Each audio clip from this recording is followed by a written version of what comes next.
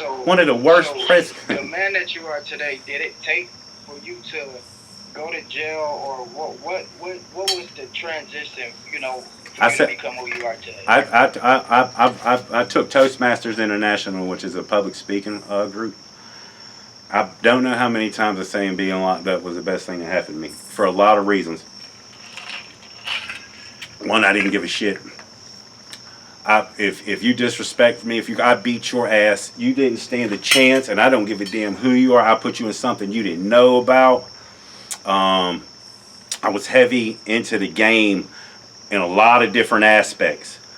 Real low level, but a lot of big players. You know what I mean? And any one of the trips that I made could have been a huge downfall. Listen, I got busted with weed, and I didn't know it was weed because this is just my homeboy calling me up and saying, "Hey man, you want to drive a truck that's got pot in it?" If there had been coke, crack, crystal, if it had been any other drug, 200 pounds, we wouldn't be having this conversation. I never got out of prison. Never.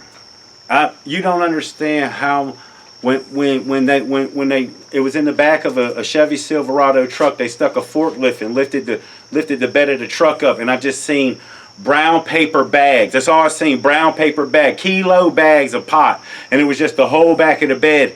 And they threw me in the damn hole and holding cell, and the dude pulled me out. He had it all stacked up and shit, and I was like, "Yo, let me open up the bag and smoke a joint right quick, man. My nerves is bad." And he wouldn't let me do it. But he did open up the bag, and he looked and he seen it was weed. The fucking room all smelled like pot and stuff. Had real big seeds in it, real sticky weed, man. And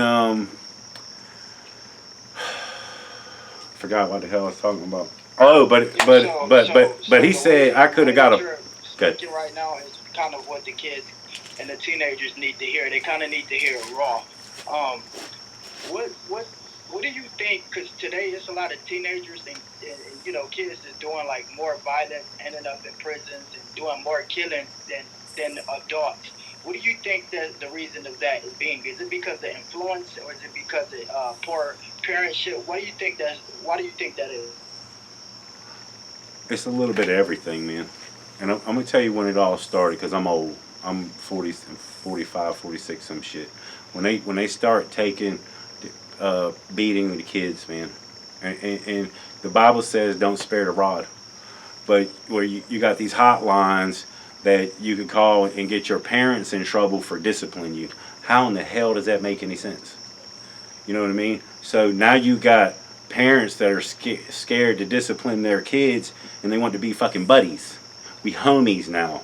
But if it like if I'm gonna be straight up with you, man. And me and you been on YouTube and shit. If I seen any one of your kids hit you, disrespect you or anything, I knock your kids slam the fuck out. And I don't mean that in like the literal sense, like Mike Tyson. It would be like, hey, don't you ever put your fucking hands on your dad. Because if you don't, and he puts his hands on me, I'm not yelling. And whatever happens after that happens. That's the look. If I did that to you, if I disrespected you in front of my mom would beat the fuck out of me. I mean, like not in the sense that I said yell and that meant beat up. No, like choke me to death. She didn't play. I mean, like literally, and my mom was abusive, but my mom made it understood that she loved me very much, and what she asked wasn't much, and what she was doing was everything. And all she needed was a little bit of my help. And she gave me one chance. That's all you got is one chance.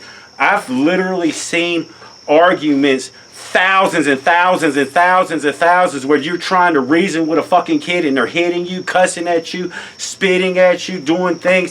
And listen, you deal with me. The kid or you, it doesn't matter to me because I've seen what happens. I seen you dead.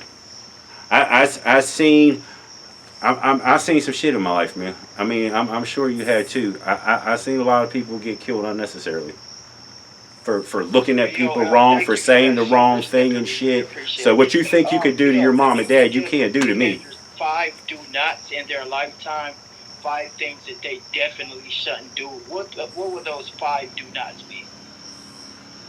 5 things you should never do. You should Absolutely. you should never disrespect your parents. They all you got. Your family, as much as you can, even the ones that do you dirty. My family, we all have family members that done us dirty. Don't disrespect them. It's really all you got, and you're supposed to stick together. Even if it's the you two family, whatever your relationships.